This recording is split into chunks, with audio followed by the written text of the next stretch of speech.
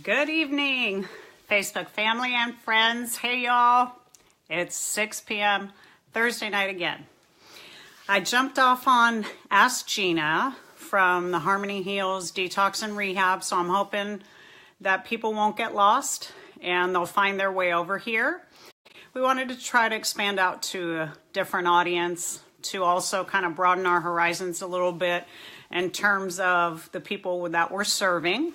And so I'm hoping those of you who normally tune in can find me here. I think we sent out some reminders this morning. And if you haven't seen this before and you're just tuning in for the first time, or you're just new to finding my page, welcome. Thank you all for tuning in and checking in. Go ahead and send me your name. Oh, Mary. I'm always so happy when I see Mary. It's like my blanket. It's like a little kid with their security blanket. So, wow, I have so much to say about this topic tonight. But I got to do an in-service or training at our facility today, and I was teaching them about codependency. So I'm a little pumped up about it and wanting to share with you guys my experience, strength and hope, hopefully. I'm always trying to share the love. So I'm sending the love right back to you. Hi, Diane. So it's Gina Tabrizy. If this is our first time meeting each other, it's so good to meet you. I'm a licensed marriage and family therapist. I am super hyperactive, so I talk really fast. I am a recovering codependent. I am recovering from depression. I am recovering from cancer. And I work really, really hard to try to strike balance in my life. And I want you to know that's the perspective I'm coming from, because a lot of you keep asking me about my own recovery and how I do it and what I do. Hi, Kim from Ohio. And so I really started this as a public service. And if some of you were with us last week, it got a little heated with people asking questioning, I think, my ethics or my integrity of why I was doing this. And I always say I'm a licensed marriage and family therapist. I'm doing this as a public service. You know, not everybody can get, oh, thanks, Julie. Not everybody can get to therapy because of financial reasons or geographic reasons or fear or whatever's holding them back, stigma. And therapy is a process, okay? But it's built on a relationship between two people. And in that relationship, one person is guiding the other person with their experience, their strength, their hope, and giving them solution. And that's really what it is. So in this process with you guys, I'm sharing from my side. Well, thank you, Elaine or Alan. Alan, you let me know if I'm close. You stay blessed too. So in this process with you all, I'm talking and I'm sharing a lot about like the topic for tonight is codependency. But I share a lot about my personal story and my experiences and feelings that I'm having. I try to relate and answer your questions as you bring them up here and invite you into the conversation. I want you to feel welcome. And this is much what it's like to go to a therapist's office. You walk in and they create a sense of comfort where you feel like you're ready to kind of share and expose yourself a little bit and talk about some things you normally don't talk about. Hola, Milagros de Luna de León. And hi, Kelly. I'm always glad you're watching. God bless you too. So this is an invitation to share. I'm hoping that you'll get some knowledge and some insight and some tools. I am not acting as your therapist. This is a public service. If anyone has some really deep-seated, deeper issues and this kind of opens things up for you, please. Hi, Lynn Adams. So glad you're watching again. Please get help. You can look online, you can search for therapists in your area or pastors. Pastoral counseling is great. It's a great support.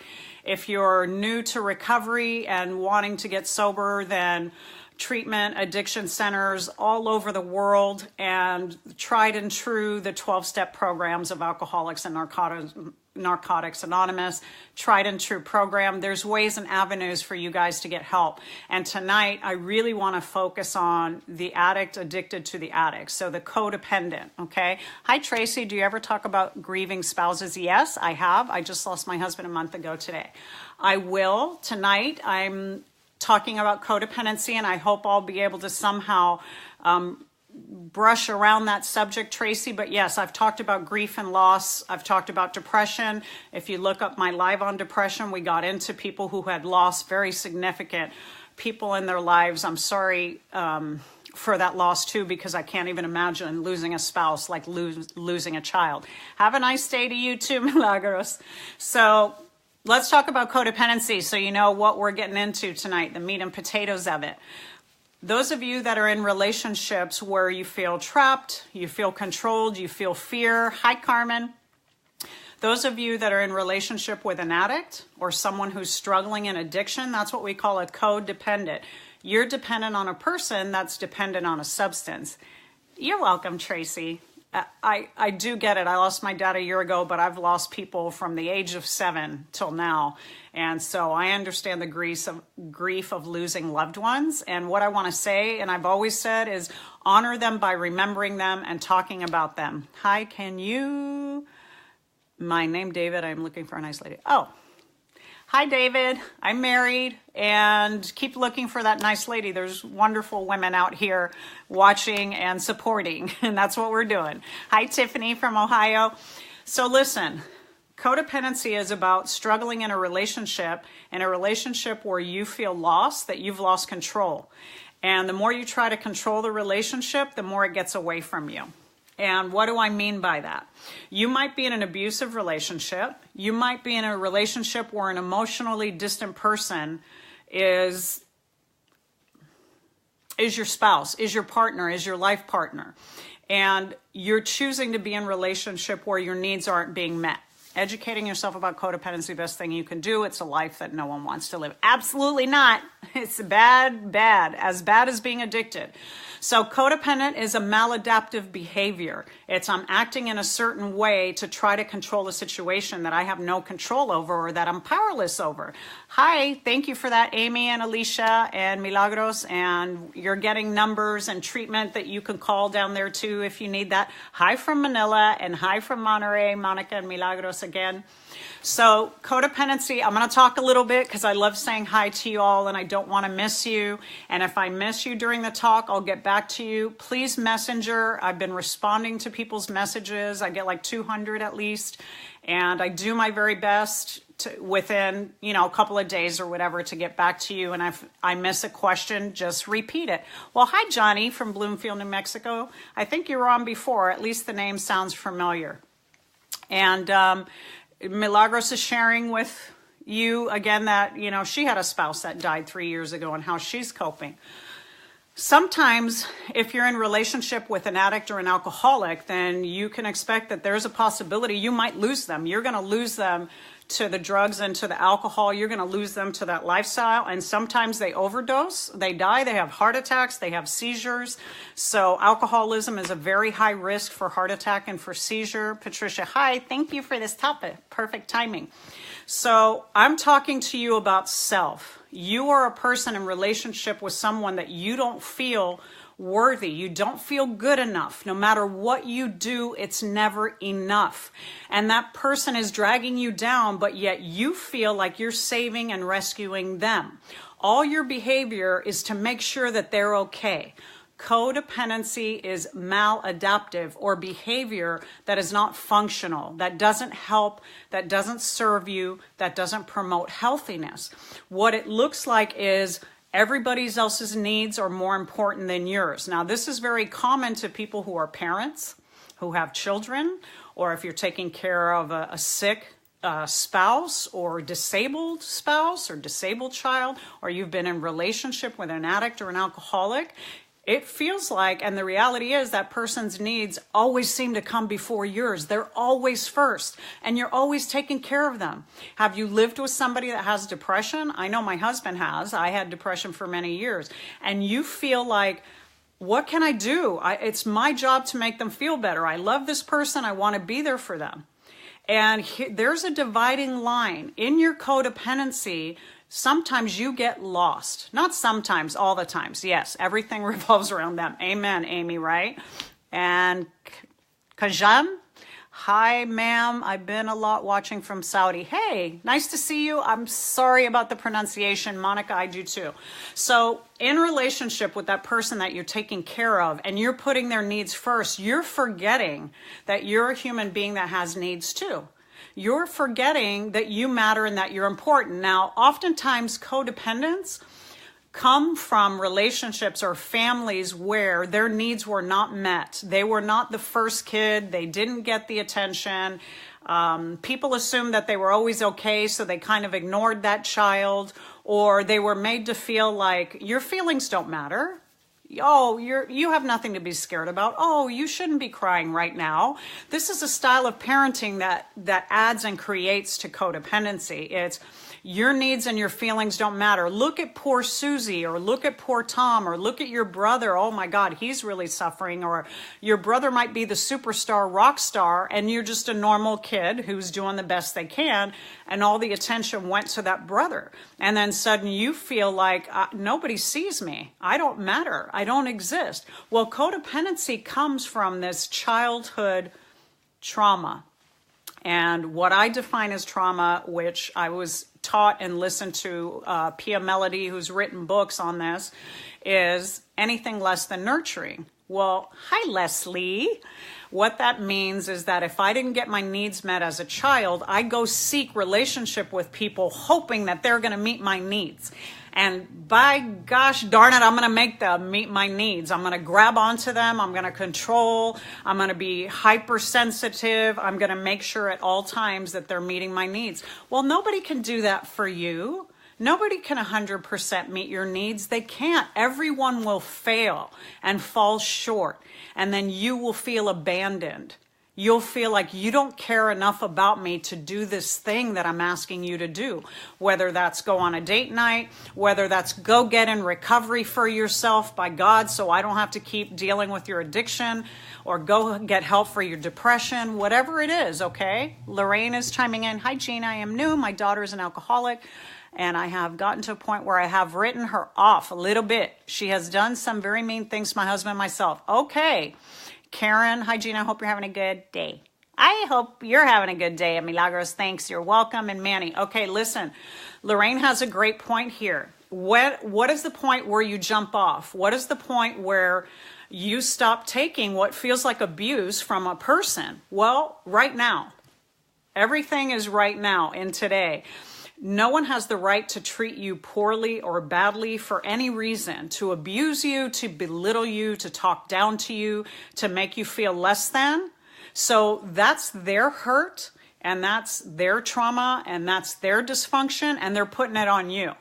They're making you the target. You know why? So they don't have to deal with themselves, so they don't have to face their own fears, so they don't have to heal their own heart. So they make you a target, and you're a great distraction for them. Okay? So know this, that when you're in relationship with someone who's being mean, who's being abusive, who's being sick, especially in their addiction, you have to set a boundary and say, enough is enough. I love you, but this behavior is not okay. I don't respect it, and I will not continue engaging with you as long as you keep treating me this way, okay?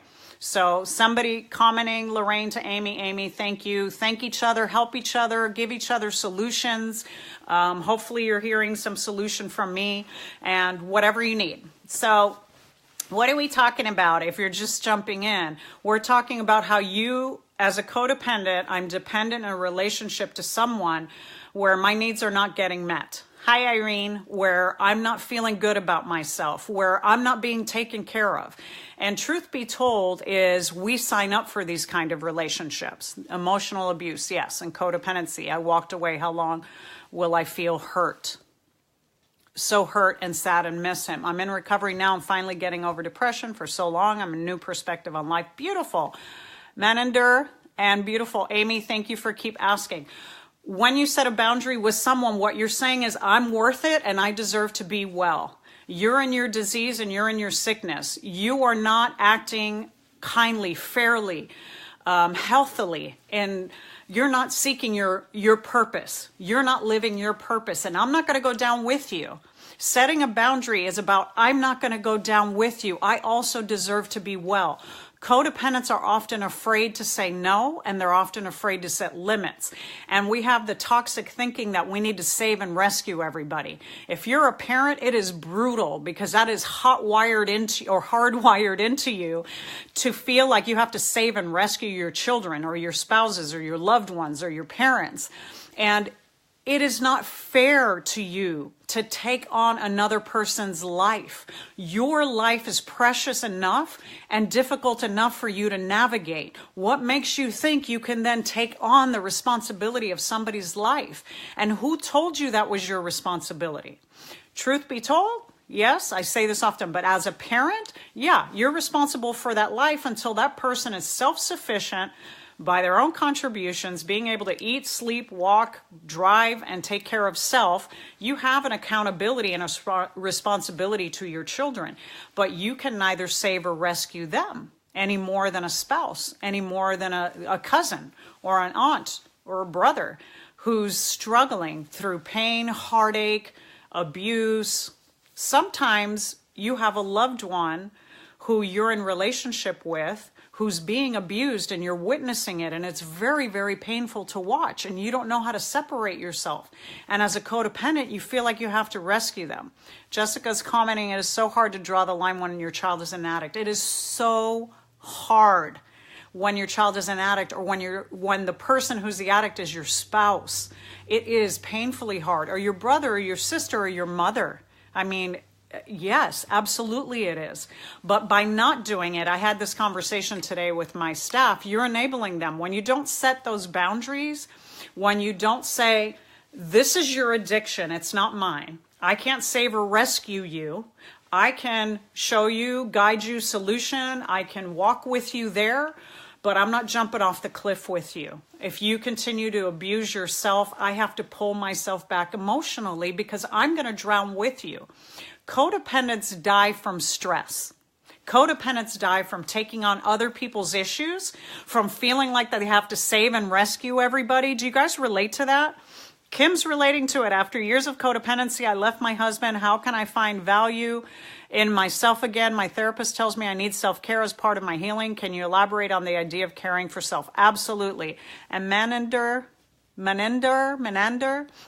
I want to know how to be nice towards a person who I want to get with and know and talk, but has previous experience of depression. Okay, I'll try to answer that, you guys. It's coming in fast. I'll do my best. How can I get the link for someone who really needs to hear this yet? They aren't on Facebook. They're all on YouTube. If you can get it on YouTube, you can share your phone or your tablet or whatever, and you can show them these videos on YouTube if they're not on Facebook, okay? Someone who's stressed, it takes a toll on everyone, dangerous and unhealthy. Okay, I want to go back to Kim. Right? Self-care. The codependent is taught that I am not worthy and I don't deserve. You really need to look into your history if you suffer from codependency, where you got the message that your feelings and you don't matter.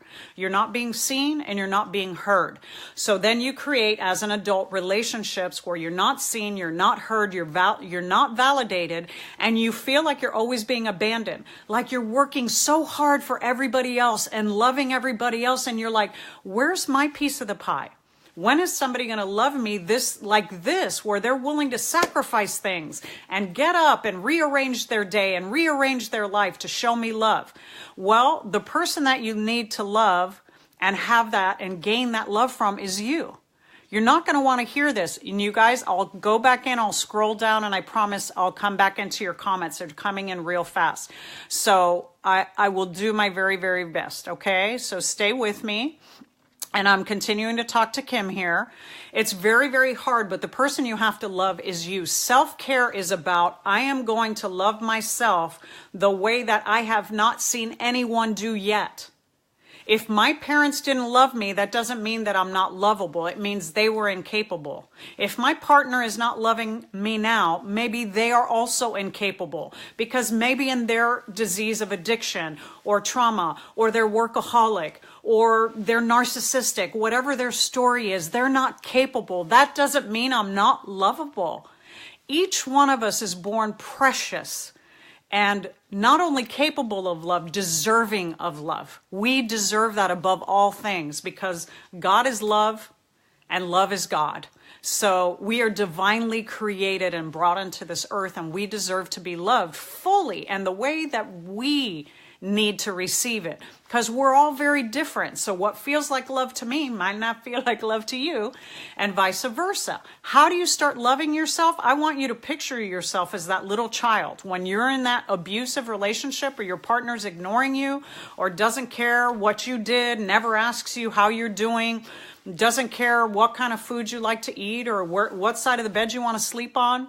Your kid who's abusing you because they're in their addiction and everything you do is wrong and everything you say is bad.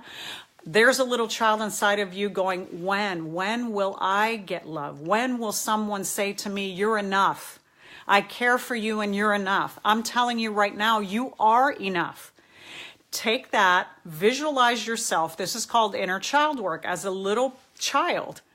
Not your child, you, as you were young, when you were precious and innocent, and all you wanted was someone to pick you up, wrap their arms around, and tell you, you are the most precious, beautiful thing in my life, and I love you, and you deserve love above all things, because love is the one thing that heals.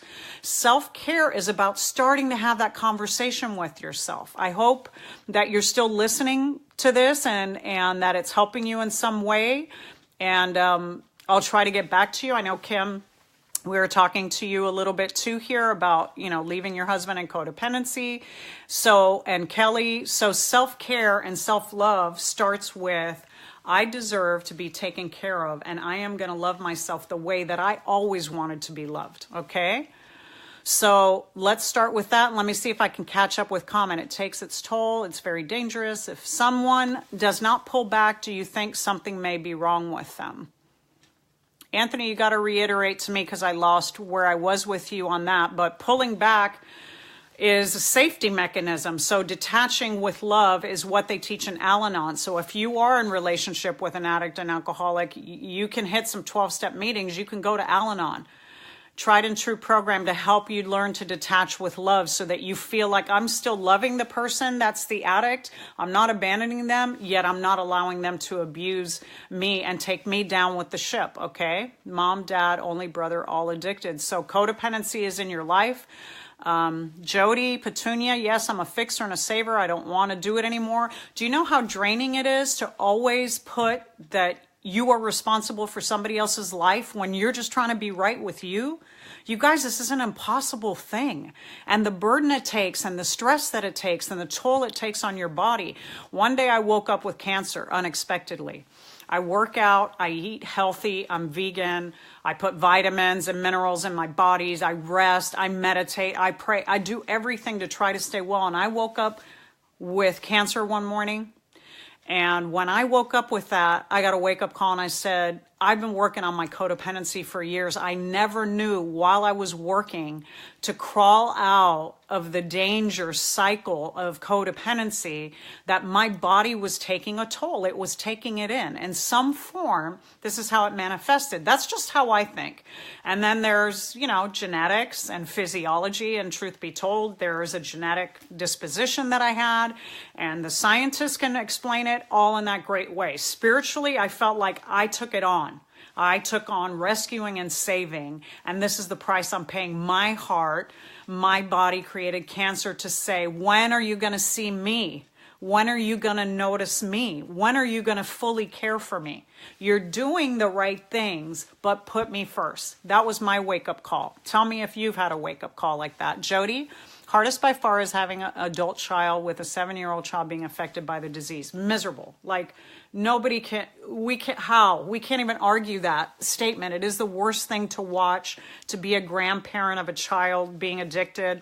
Whatever you can do to stay present in that child's life and show them what sanity is, and then hope by attraction to attract your child into recovery in some way. And at some point, if you're feeling that they're being abused or neglected, to step in, to ask for help from law enforcement, child protective services, to step in. If that's what you have to do, you're saving a life, okay? Irene, thank you. Amen, sister.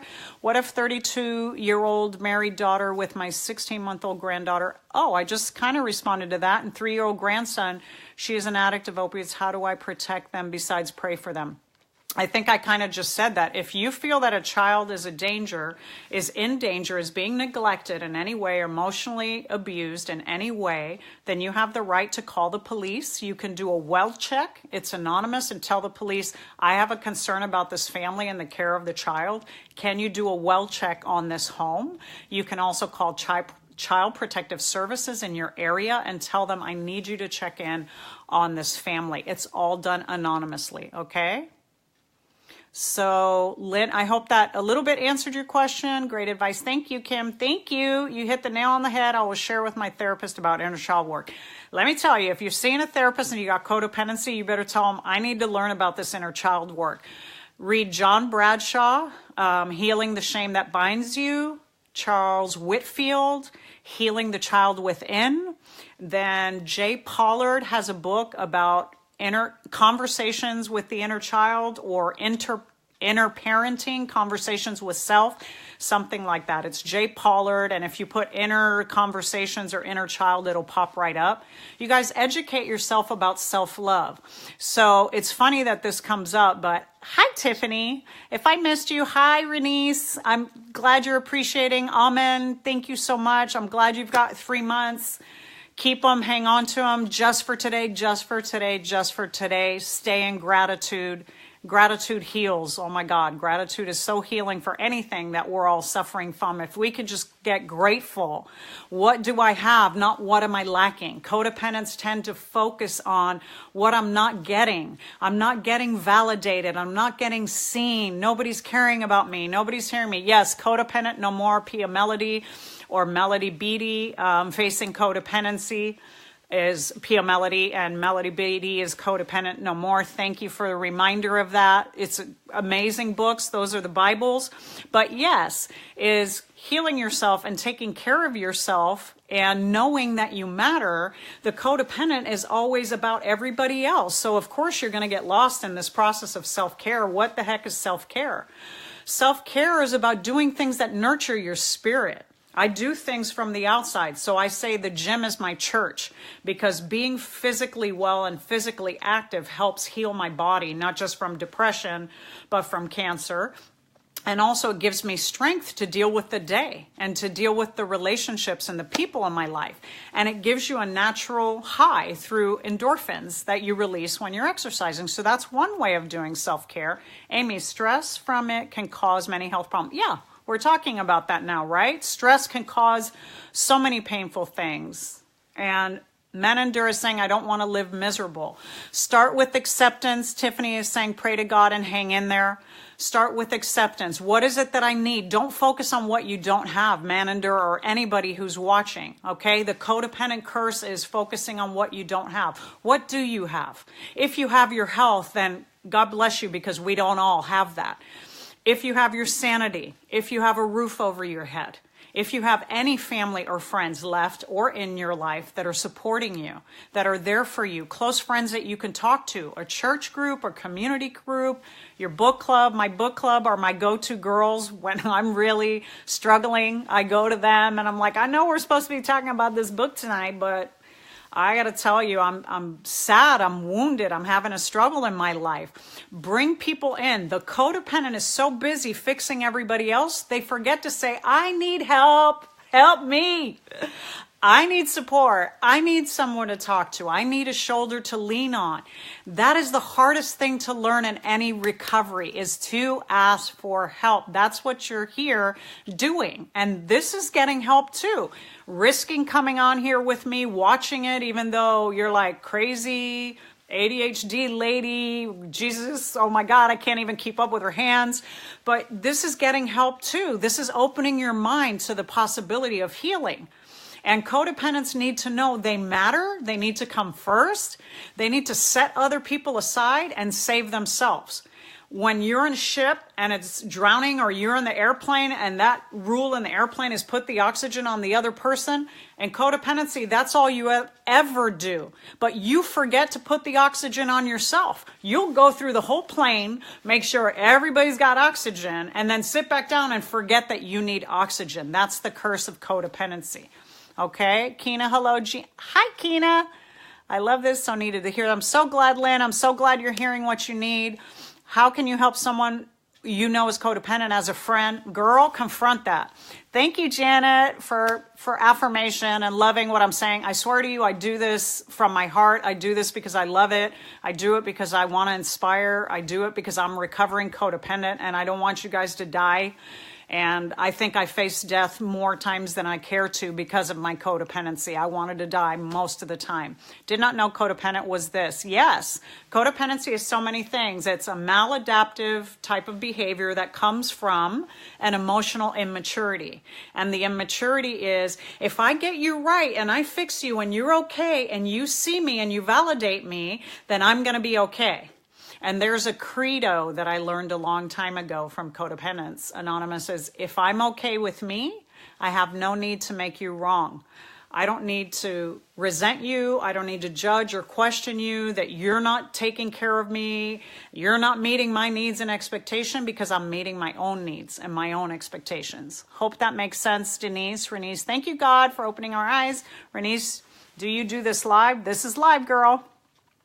Roseanne, I hope you caught on to this is live. Comment, go in there. Monica, my dad died last Christmas time, and since then I have been my mom's help. I live hours away, so she calls and most times cries about how lonely she is and whatnot. Recently, she apologized for constantly doing it, but I am feeling like I am taking it all on with nowhere to dump it, and I get overwhelmed. How do you help but not give yourself away? Oh my God, Monica, that's a great question. I hope you're all listening and chiming in.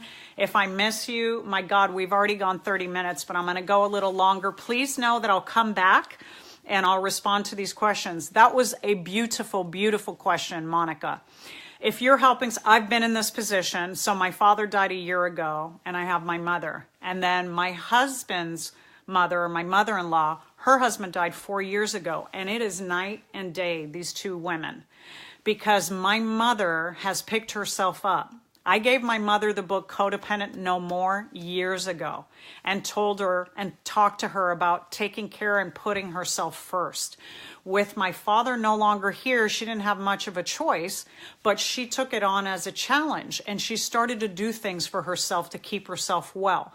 This is self-care for a codependent is exercise. She goes to an Alzheimer's support group because she took care of my dad the last 5 years of his life. He's gone. She still goes because she's getting that therapy and that help for free. And why wouldn't you, right? She reads books, spiritual books, books to enlighten her and books to entertain her. She sews, she creates projects. She's dug herself out of this, sadness and loneliness. And her whole life was about taking care of my father. And they've been together 50 plus years and they were childhood friends and sweethearts. So she's been with him her entire life and she could move past it. The other mother-in-law is incapable of moving forward. She's in misery, she's resentment, she's in anger, she's needy, she's desperate, she hangs on to everybody. Everybody around her is like her oxygen and she grabs at it and pulls it into herself. She feels entitled to it. She feels like everyone around her owes her. I don't know, Monica, if that's your mom's behavior, but what I'm saying to you is she's so afraid, and the fear of being alone and the fear of maybe not liking herself, never having worked on herself, never having her own identity, wrapping her entire identity around her husband and her children. Let me know if you're relating to this or you're hearing a message and this is working for you, please, and let me know that, I'm hitting the nail on the head, as someone else said earlier, because I want to make sure that we're connecting and that you're getting what you need. So she's so lost in resentment. Opposite case, she can't pull out of it. So we've had to step back. With this mother, we tried going in, we tried saving, we tried rescuing, we literally brought her into our home. And the closer we got to her, the more resentful she got, the less she's been willing to do for herself. So we're watching her deteriorate in a way because we're trying to do it for her. If she won't seek her own joy, and she won't choose to participate in her own life, we can't make her do it. We can't save her. I literally said to the family, I brought her into my home thinking if I gave her unconditional love and she finally received it and felt loved by someone, then she would heal, because I do believe in that.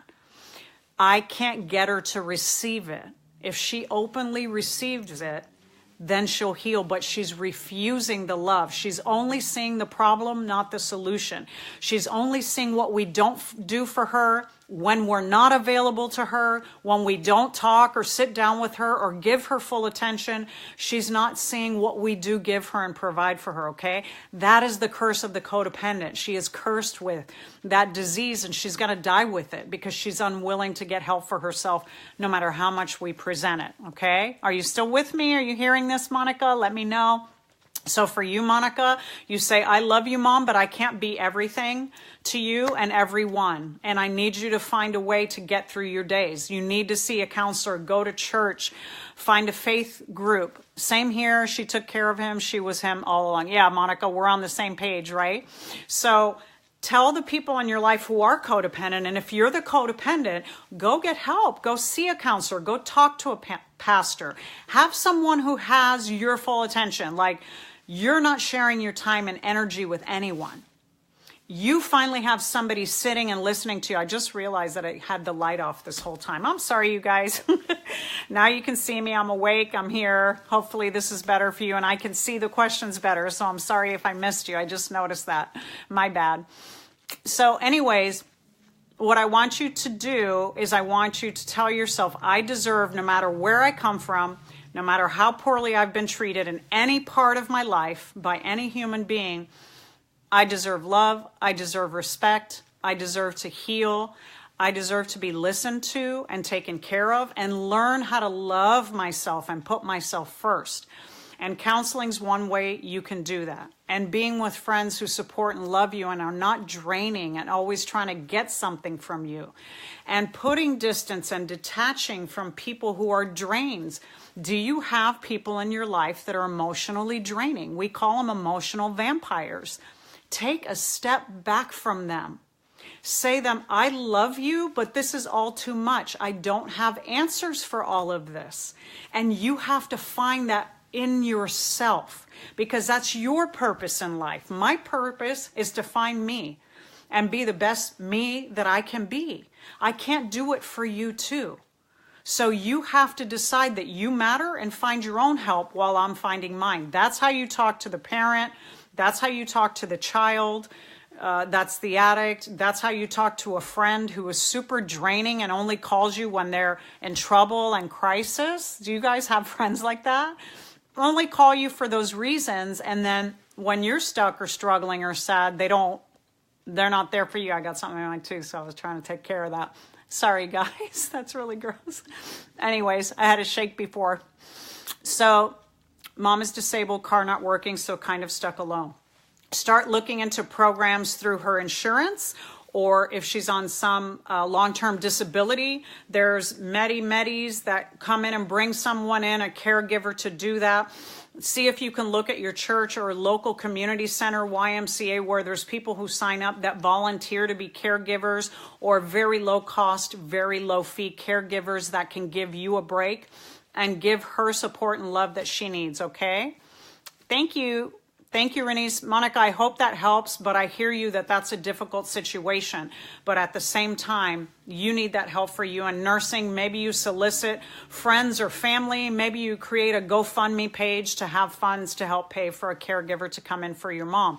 You have to get proactive and creative for that. Tiffany has sent a couple of comments, so I want to respond to her, and I'm going to try to be mindful of the time, but I'm really enjoying talking to you all, and I hope that you're learning about codependency, about yourself, and some ways to heal or set boundaries for yourself. My dad sucks. He isn't in my life much, and my husband is here for me a lot and does things with me, and I tune him out. He is negative and wishes bad things on my mom and stepdad, and same, for the rest of his family.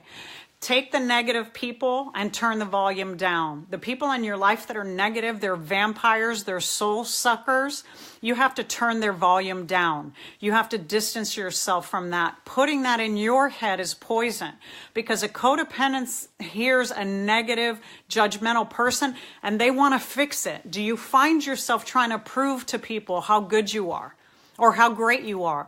Don't you see? I'm a good person. I'm here for you. I'm trying to help you. And they're like stabbing you in the heart.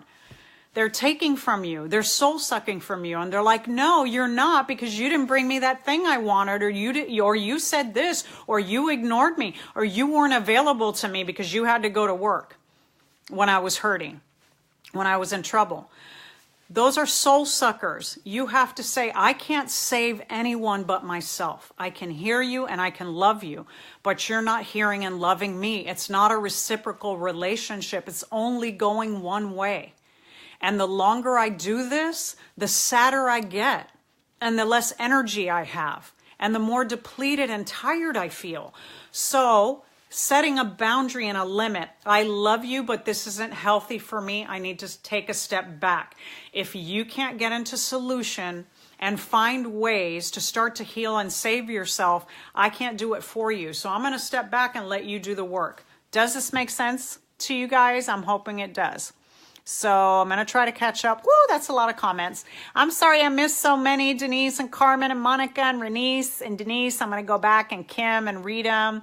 Yes, yes, yes, but I feel I don't love them if I don't go around more. Love is not tied to your action, okay? Love is an emotion. It's an emotional experience that you have. You can love someone from a distance or from afar. That's why sometimes long distance relationship works, because love is an eternal thing. It's not a momentary thing.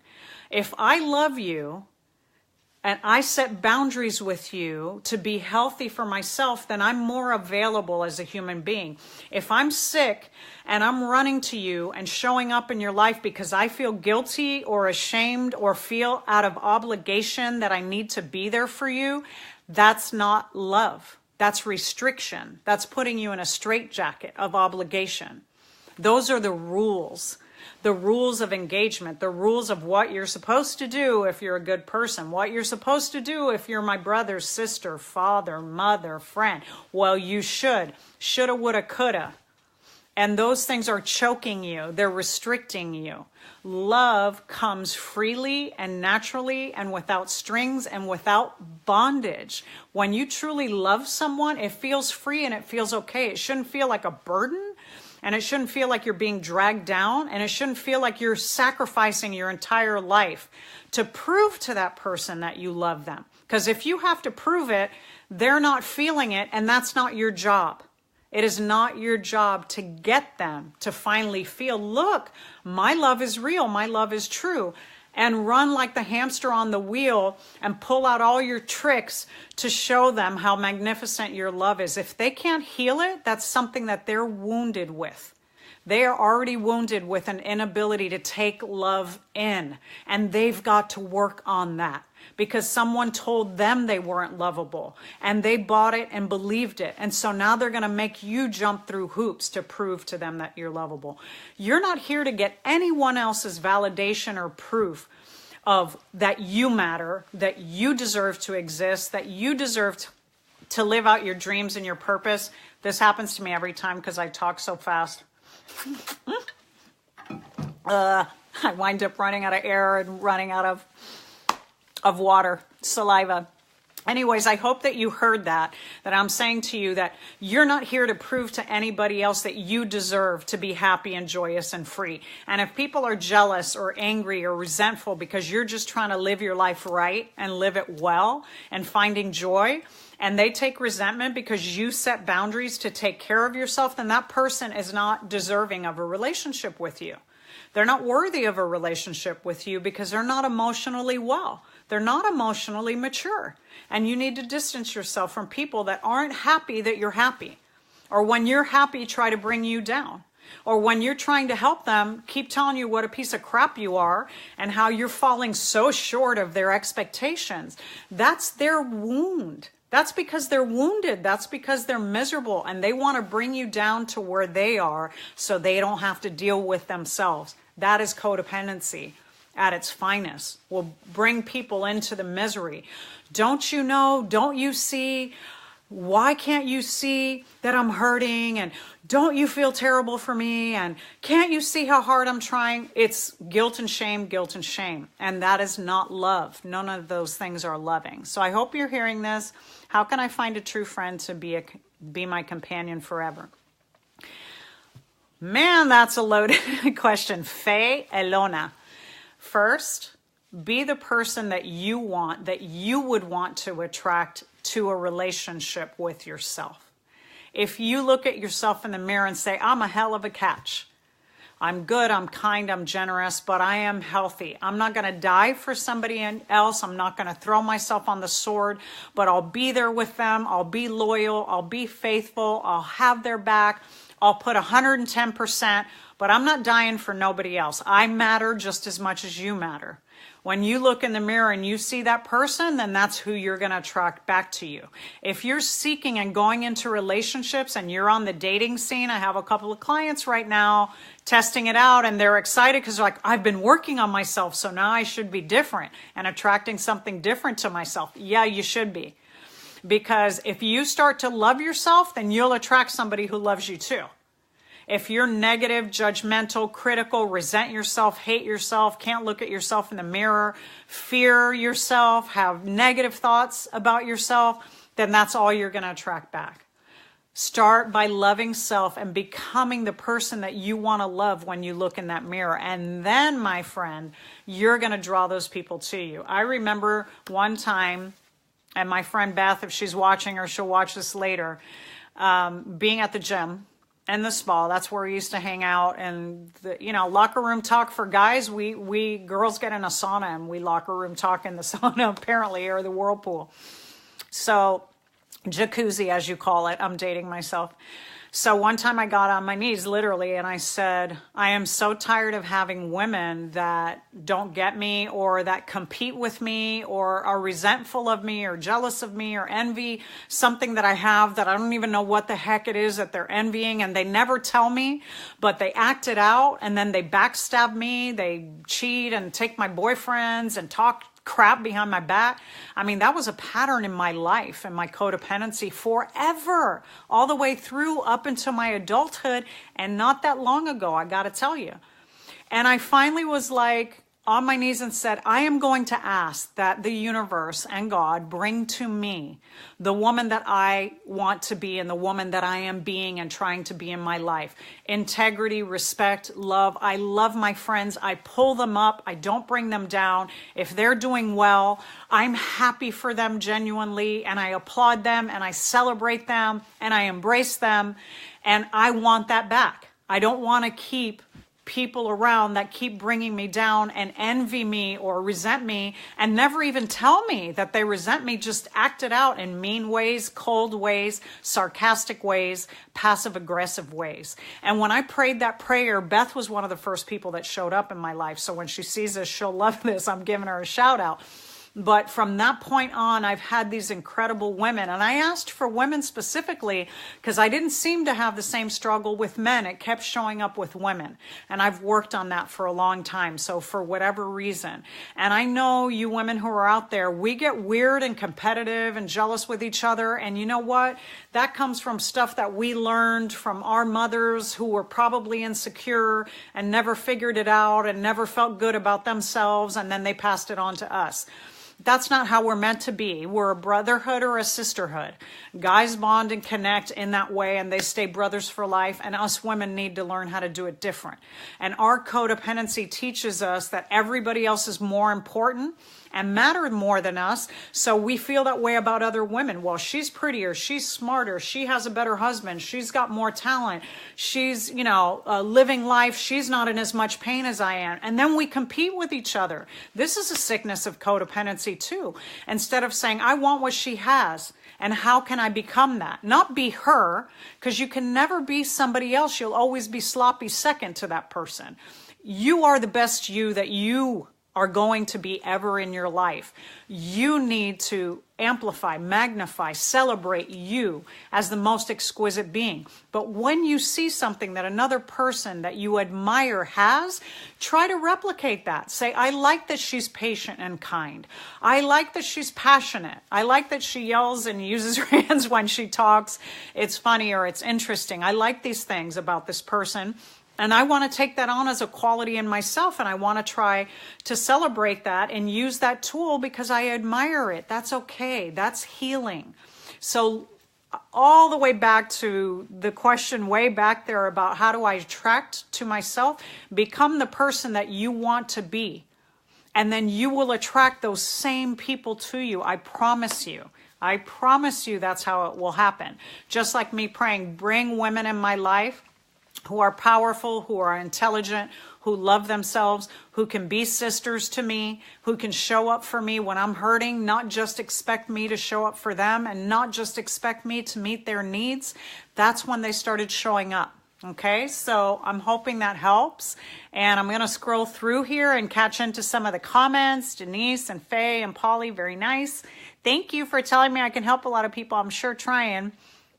You're welcome, Monica. And Tiffany, sorry, this is bugging me. I have just negative people in my life that I don't let. Okay, Tiffany, I'll go back. We talked a little bit about that with Dad and people that are negative and draining you, but I'll go back and answer you, Lynn. Thank you, Lynn. Thank you, Lynn Adams. You're very sweet. Carmen, thank you. Fred, watching. Hey, from the Pocono Mountains. It must be beautiful and really cold, but beautiful. Hi, Fred. I think you were on last. Sorry, my Wi-Fi went, woo. Mandarin, can you find out if chiropractor are con artists, but I use it and they make me feel really... I don't quite sure what your question is, Menender Gill, but I've used chiropractors. I use holistic practices. Harmony Heals is based in holistic practices, yoga, mindful meditation, acupuncture, massage therapy, weekly, and chiropractic. And anything that makes you feel in line with yourself and good about yourself is okay. It might not work for everybody. It doesn't matter if it's scientifically proven or not. If you feel the benefit, even if it's placebo, I think this is helping and so therefore it helps. God bless you, do it. Why not? I have tried and I gave up because I wasn't getting much back. Yes. Well, don't stay where you're not welcome and wanted, and don't stay where you're putting effort and the other person isn't putting effort back. Absolutely. Walk away from that. Will you describe how to detach without coming across as cold or impersonal? I want to answer Vonda, and then I'm going to start wrapping up. So send your comments and questions here to Ask Gina, Harmony Heals, Detox and Rehab. Our 800 number is pinned at the bottom. And also, thank you, because Anthony had sent me a request of topics he might want me to talk about. Please send those to me because I'll comment and I will write them down and try to remember for next time, okay? So let me answer Vonda. Will you describe how to detach without coming across as cold or impersonal? Always start with love. Kindness, this is what I told my staff today about how to set boundaries as a codependent. Love, kindness, respect. Love first with kindness and with respect. I love you. I'm really concerned about your behavior. I don't like it. Either I don't like how you're speaking to me, I don't like how you're behaving, or your behavior is frightening to me, whatever the behavior is. It's not okay with me, and I respect you, and I'm asking that you respect me in return. And since you're not capable of that, I'm going to need to take some step back until you're able to behave differently towards me. I hope you heard that, Vonda. Love, kindness, respect. I love you. I care about you. I'm being kind. I want you to know, because confronting someone and telling them the truth is kind. That is being kind, because faking it and pretending is not kind. It's cruel because you enable somebody to stay sick. So I love you.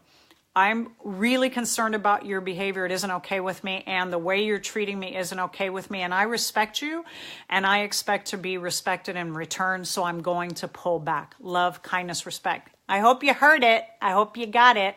Tiffany, I'll come back because you've given me something else to look at here. Parents should communicate more with older children, younger, and with Tiffany, I want to come and comment to you separate because yours is a little bit more involved, okay? Fred, this makes so much... Thanks, Fred. I'm glad it makes sense. And Denise and Renice and Tiffany, my dad isn't good enough for a relationship, and that's what my dad does.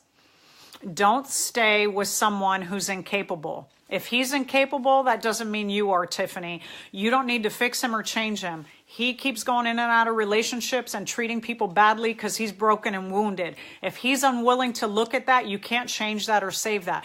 You will never have the dad that you need or want. You have the dad that you have, and you have to decide, that's not what I need or want. So I need to find replacements, dads of choice, men in my life who show up, who care for me, who show me respect, who show me what it's like to be appreciated, who I don't have to save, rescue, or fix, who don't make me feel bad about myself, and don't make the people around us feel bad about themselves.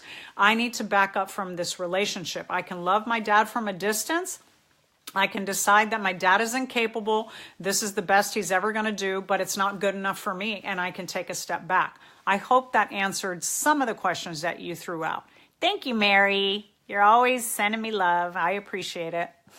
That's an annoying thing in my tooth. Amen. Thank you, Roseanne and Manander and Colette. Kelly, please consider sharing. Yes, please consider sharing the live. I'm tired, you guys.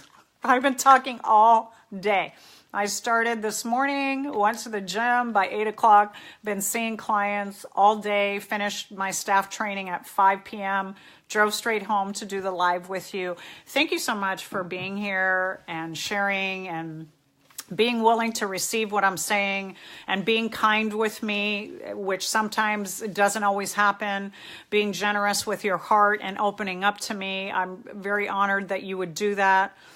I love what Colette just said here. I won't work harder at their recovery than they do. That is absolutely the truth. And I always say to our clients, we won't work harder than you. If we're working harder than you, then you need to go. You need to go and grow because we're not helping you. Kelly's asking that you consider sharing my lives. I would love that. Send messages to me. Thank you all for watching. Hi, Tyra, if I missed you. Hey, Mitchell. Did I write that book yet? Oh, God, Mitchell, you're awesome. Dude, no, not in the last 2 weeks or 3 weeks or 4 weeks since we've been chatting. I have to make time to do that, and that would be self-care, that I make time to start writing the book that Mitchell keeps encouraging me, and not only Mitchell, many of my friends and loved ones keep encouraging me to do. Love this post. Thank you. Well, I hope you all enjoyed the talk on codependency. I hope you got some solution. I'm so glad that you sat through here with me and hung in there. Please share it with loved ones, families, and friends that you know. And I see your comment, and I'll get back to you. That's about the man with the anger that you love, and he needs to quit drinking. God bless you, honey. I'll talk to you about that. I'm glad that you love this. Please send me comments and things that you want to hear about. And codependency kills. Don't think that it doesn't. Just like addiction. It can kill you because the stress will kill you. It'll produce a disease or a disorder in your body that will become so unmanageable and so out of control. Consider going to Al-Anon 12-step meetings. Consider going to CODA in your area, CODA.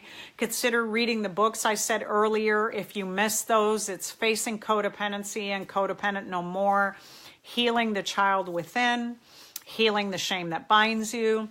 Consider going to a counselor. Don't even consider it. Do it. What the heck? What are you waiting for? How long have you been at this? How long have you been struggling? How long have you been afraid, lonely, tired, sick, resentful, hurting?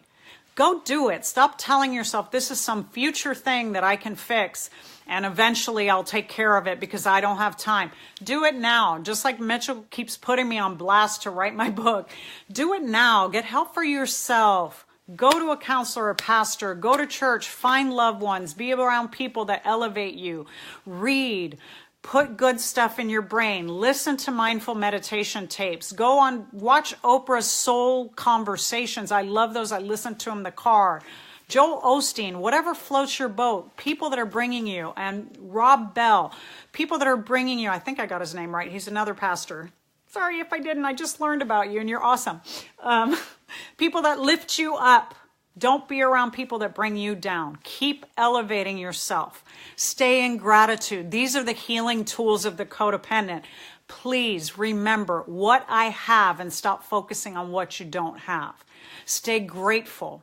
That is the lesson. That is the lesson of God. That is divine. God is love. Love is God. The more love you bring into your life, the more gratitude you have about life and the people that you love, the more healing you're going to experience. So I'm sending you my love here from the bottom of my heart, wishing healing for all of you, for all the pain and stories that you've shared with me. Please seek help. If anyone is in a really dark place and suicidal, please call the National Suicide Helpline. Google National Suicide Helpline. You'll get a number. There's also sites for depression, anxiety, finding a therapist in your area. There is help everywhere. There is free services as well, not just paid services like this, okay? Bless you all, and I'll see you next week. Facebook Live, Harmony Heals Detox and Rehab, or Ask Gina. I'll jump on, and I hope I see you. Take care. Bye.